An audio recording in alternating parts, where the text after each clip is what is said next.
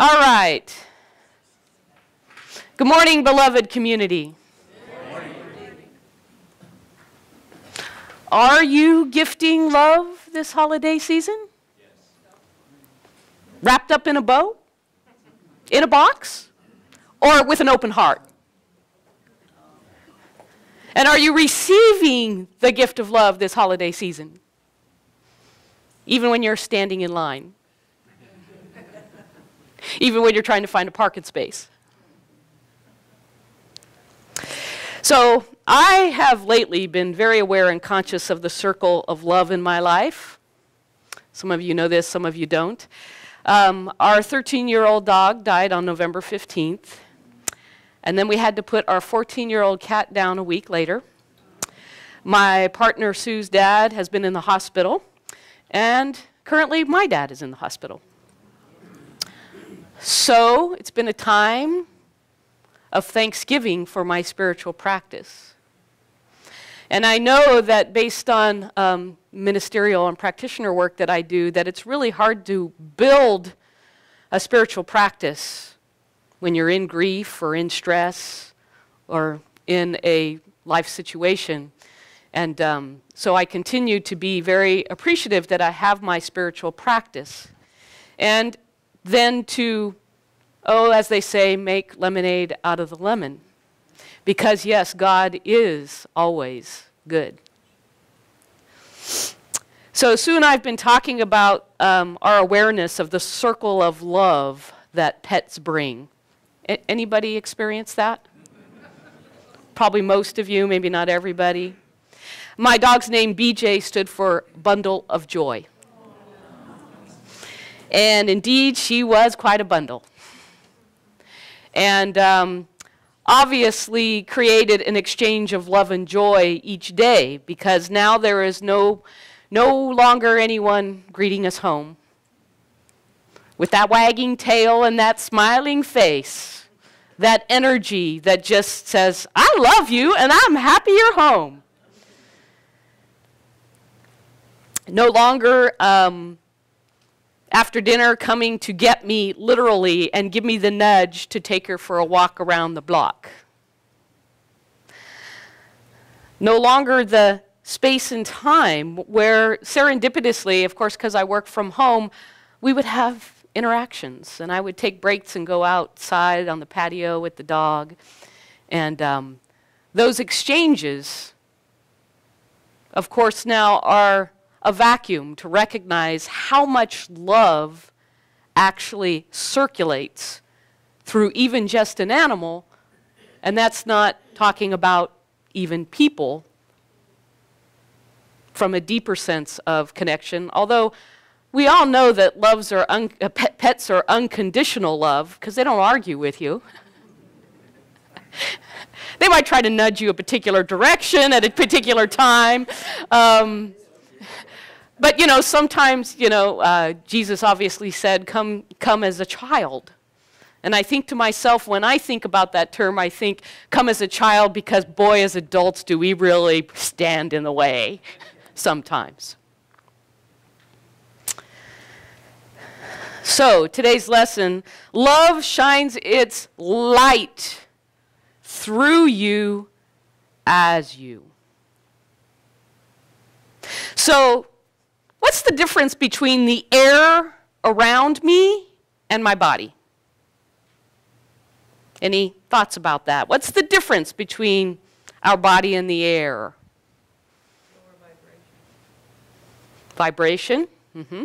One's more solid. Density. Yes, one's more solid. Yes. And as we've come to understand today in science, that we are in a sea of energy right now here in this room, yes? And what makes this place different than someplace else? Have you ever been in a room where the tension was as, they say, as thick that you could cut it with a knife? Have you ever been in a room like that? Yes. So you know viscerally what I'm talking about, right? And then vice versa, ever walked into this place and just feel the sense of what we all bring together, yes? We all bring our light into the room through the love that we are. Now, so energy is measured usually by what we call frequencies, right? So there's lots of energy, low energy, high energy. And there's some energy that we can see, like we see light and we see the colors because they are each at a different frequency, which means they vibrate at a different speed. And we also know that there is energy that we don't see. I was reading on the internet that, do you know who actually, not really invented, but discovered radio waves? A gentleman named Tesla. Do you know the name Tesla? Yeah, but do you know the name Tesla because of Nikola Tesla? Well, some of you'd probably say, I know Tesla because it's this big company that's doing, wow, amazing scientific things, isn't it? And then we also know that there's microwaves and X-rays and gamma rays, and those are all different just based on frequency, you know, how they vibrate, the measuring of that.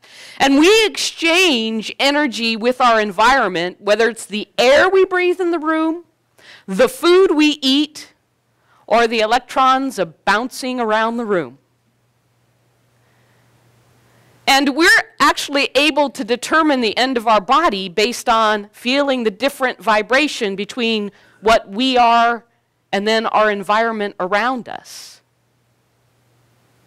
So we are in this sea of energy.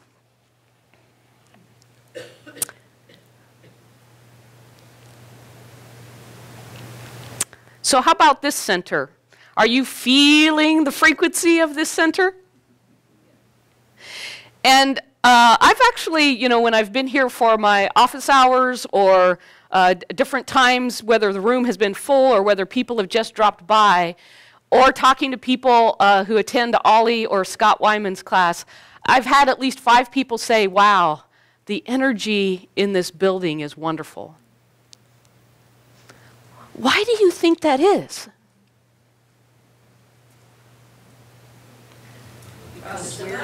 Because of us. And then, of course, we could fill the room with 120 other people, but what makes it so special? Positive frequencies. Yes. Love. Our level of consciousness. Yes. How about our intention? Yes. Intention. So do you think that we raise the vibration of the room when our intention is focused on love? Matter of fact, scientifically that could be proven. And I'm going to backtrack myself and jump around a little bit here because, you know, Ernest Holmes created the first version of the Science of Mind textbook in 1926. How many years ago is that? 90 years ago. Wow. Now, what did we know scientifically 90 years ago? The earth is round. The earth is not flat. I love that. I'm sorry, I popped a microphone there. The Science of Mind textbook in chapter 8 says, thoughts are things. That's not a metaphor. Thoughts are things that can change our vibration.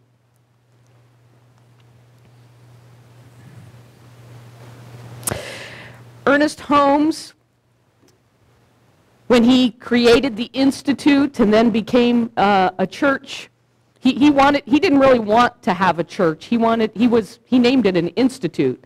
It is others that continued to influence him to say, you got to make this a church. And now we are a center. Sort of fun to watch the evolution of that. And Ernest Holmes himself said, religious science is a synthesis of the laws of science, opinions of philosophy, and revelations of religion applied to human needs and the aspirations of humankind. 90 years ago. I think he'd be having a heyday today based on the number of things that continue to line up the power of belief, thoughts, vibrations with the science that is proving that now. Matter of fact, I even said to myself, heck, ever since I've been out of college, science has come a long way. How do you keep up? Well, let me ask the first question. You think it's important to keep up? Just to make it stronger, Deepak Chopra's book, Super Brain, talked about if you're not expanding your mind, i.e. learning, you're actually dying. So are you interested in learning or being comfortable? Learning. You didn't expect those two to come together, did you? You want both. You want to be comfortable and you want to learn. Typically, when you learn, it's stretching you. It's taking you beyond what you're comfortable with. And that's why we have now gotten to the point that the earth is not flat, right? Because, was it Galileo? That is, well, I won't say how he died. It's a little morbid. But the point being, he was in deep trouble when he challenged the church, yes? And so in Science of Mind now, it's even, we had Ernest Holmes as our founder, and we stand on the shoulders of giants, including the one in the room where this community came together. And yet, we continue to learn more and to expand and to grow. Do you want to do that as a community? Are you sure? Are you committed to that? Personally? We'll see.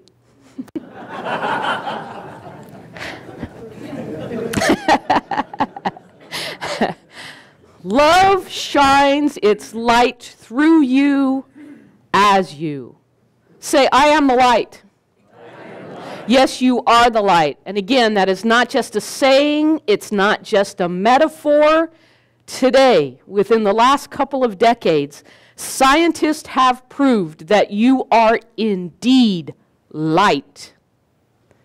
And of course, I have quotes from all over the internet, so if you want them, I'm happy to send them to you. Drawing on the implications of modern physics, we can conclude that human beings are made of light held in matter.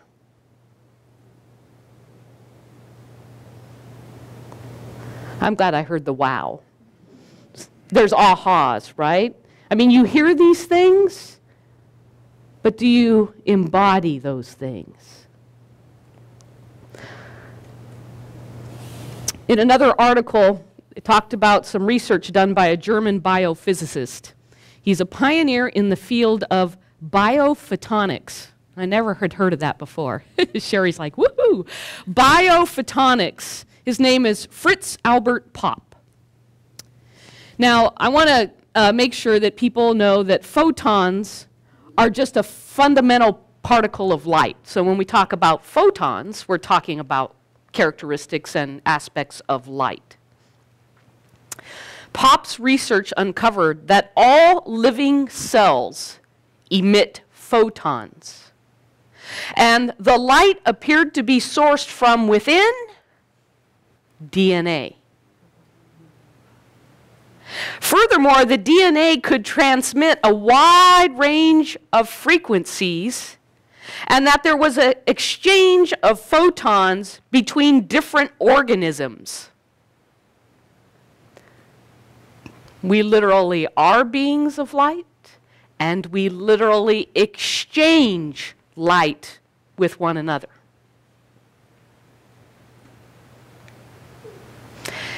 What happens when we become intent on loving and intent on learning and intent on becoming conscious of how we are living? We are just shining, reflecting that light that is the basis of our soul. The love that is deeply, that allows us to exist, frankly. And as we align our attention, intention, attention, we become focused. What happens when you get a focused light? Laser light. Are lasers powerful? Do we have a lot of different things that we do with laser light today? All kinds of things, and I could go with, that'd be another lesson. A number of other researchers over the years have uncovered evidence that energy within living things, well, let me put it this way. In the 1920s, a medical doctor discovered that by using certain frequencies, he could destroy viruses and bacteria. Now, most of you probably know that Chinese doctors study energy. Western doctors study matter. Of course, they really are the same thing. Energy, matter. E equals mc squared. Now, I have to tell you, I'm a mathematician, and, you know, E equals mc squared. Has anybody ever heard of that before? It's one of the most popular mathematical formulas. Why? Why that one? It's relational. It's relational. Well, technically all mathematics are relational. I think what you're getting after, it's relational to, maybe has more familiarity or based on its characteristics. I'll come back to that question. E equals mc squared. Why is that so popular? So who created that? Einstein. There's lots of formulas, and as a mathematician, I do have a degree in math, not that I use it a whole lot these days, right? However, there are a lot of theorems named after lots of people who were mathematicians. E equals mc squared. It can be applied to everything Yes. that we know of. Energy equals matter times the speed of light. Matter equals energy. In other words, when you really think about that equation, it's a mathematical equation. It's a physics equation. And I spent way too long doing this lesson because I got so caught up on the internet on how many spiritual domains are interpreting E equals mc squared. I mean, Hinduism, Muslim, Christianity, it just, I was like, wow, I had no idea.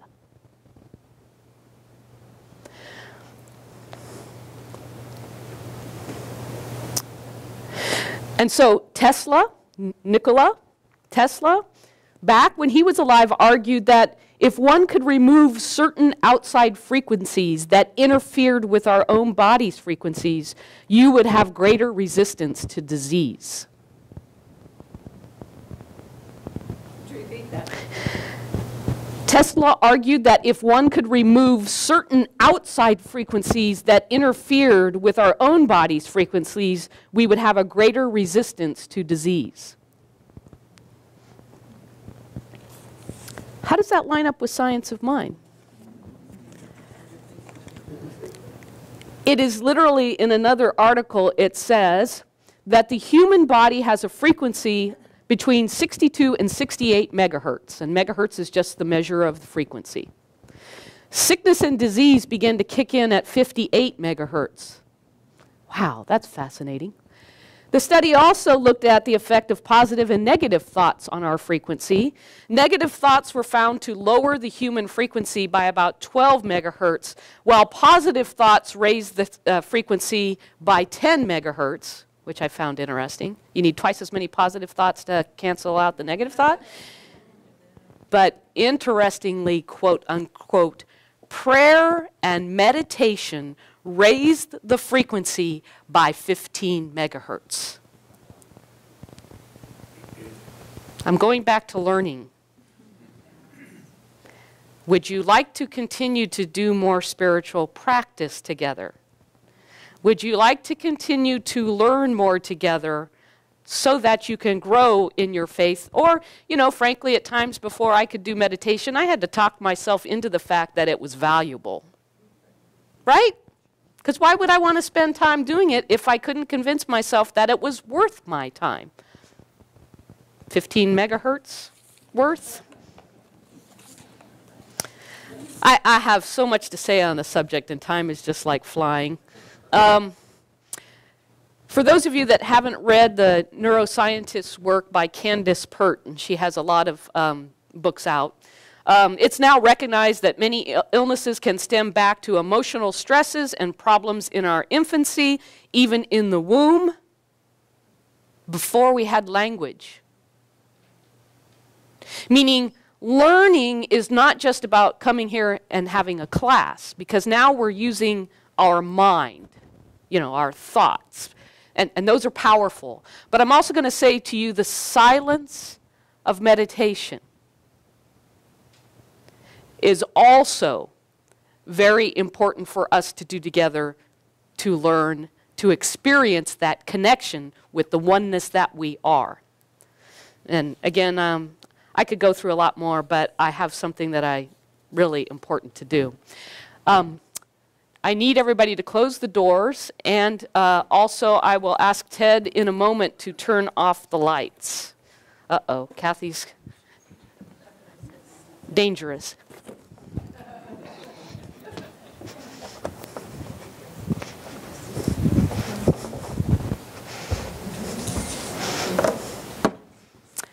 Ready.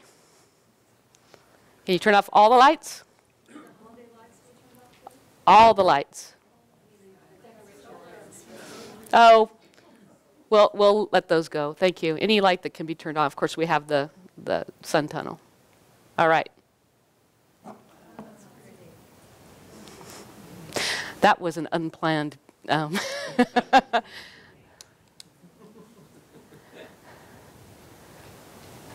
God is the light.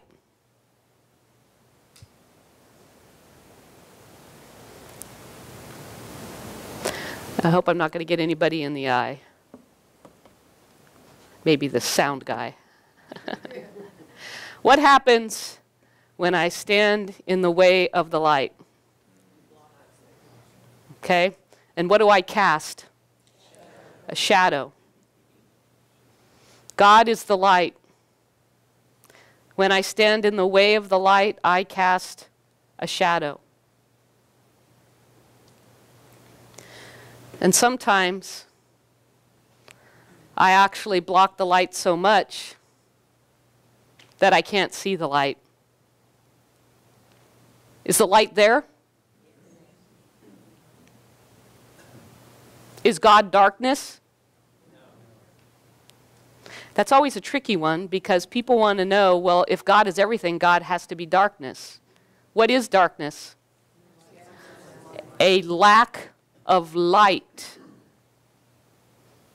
We're so used to thinking in dualisms and opposite that we want to know that is darkness of God.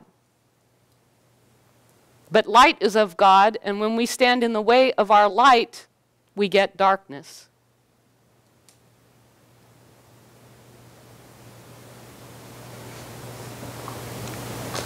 Okay, turn on the light.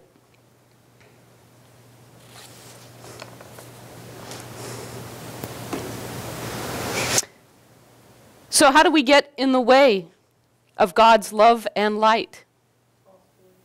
False beliefs. Doubt. Fears. Negativity. Complaining. Being right. The ego shadows. The ego casts many shadows. The ego wants to be right. And I've been asked once before, do you want to be right or do you want to have love? Wow. That's a thought.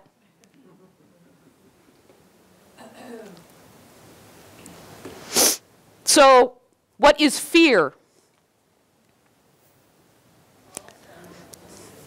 A lack of love. The opposite of love is not hate, because hate has an attachment to it. I guess fear does too. But when you stand in the way of love, you get fear. Are any of you experiencing fear? Yes. All right, I'm not making a political statement. I am very clear there are people in the room who may have voted for Trump and others who did not vote for Trump. This is not a political statement. However, I have had at least a handful of people come up to me and say, we need to do more meditation together based on everything that's happening with Trump. Reactionary. Where is the truth? Out there? Out there? Come on, let me hear you. Where is the truth? And so if you are in fear, what does that mean?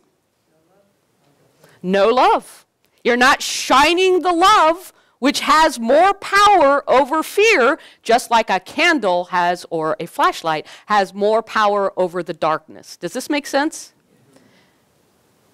We must radiate our light and our love. That is the single most powerful thing you can do, but most importantly, be. And some people want to do, what can I do? What can I do? You can be present.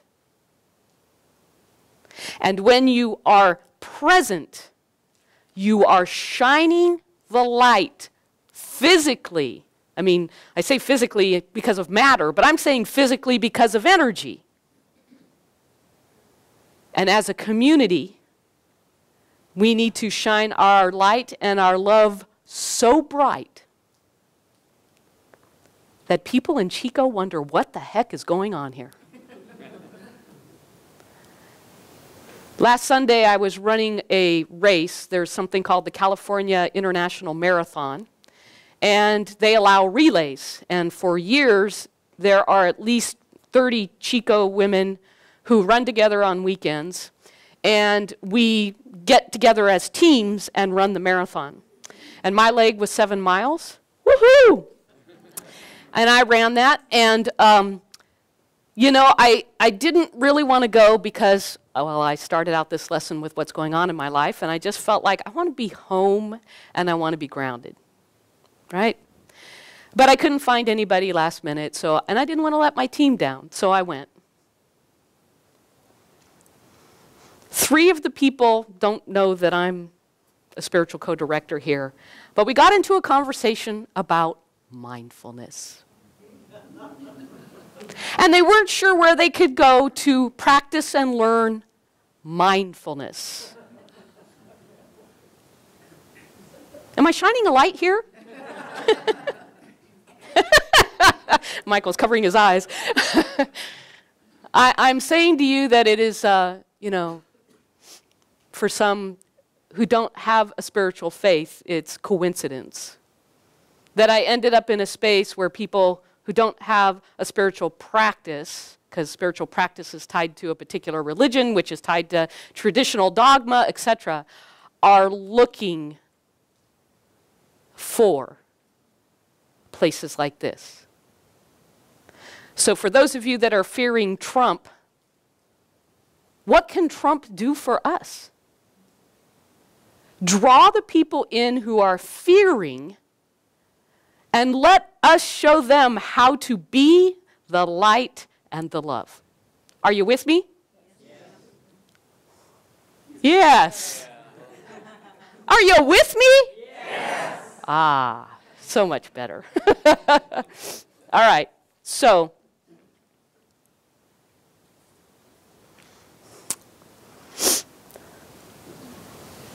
one more little piece. I just have to do it. Anybody own this book called The Little Soul and the Sun? Okay, probably about 12 of you, 14 of you. Happy to have it in the bookstore, and I'm sorry I didn't get it to you sooner, Sherry, to order some. I'm just going to do a quickie on it, but you have to read the book because it's beautifully done. Okay, Kathy's giving the shortcut. The little soul says, I know I am the light. I know I am the light. And God says, yes, you are the light.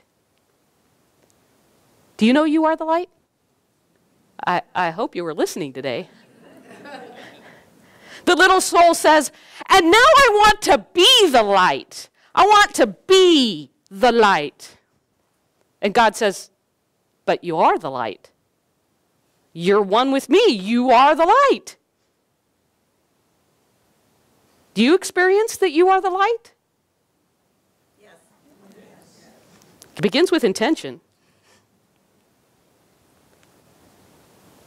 But when you're one with the light, like a million candles, or like looking at the sun and you're one ray of the sun, how can you know you are the light amongst the rest of the light, right? So the little soul says, but I want to know I am the light.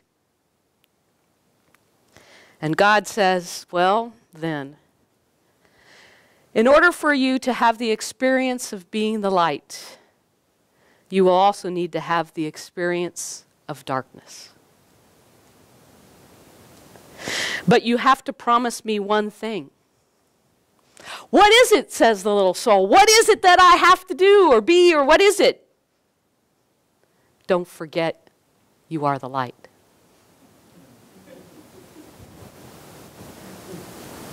Don't forget that the love shines the light through you.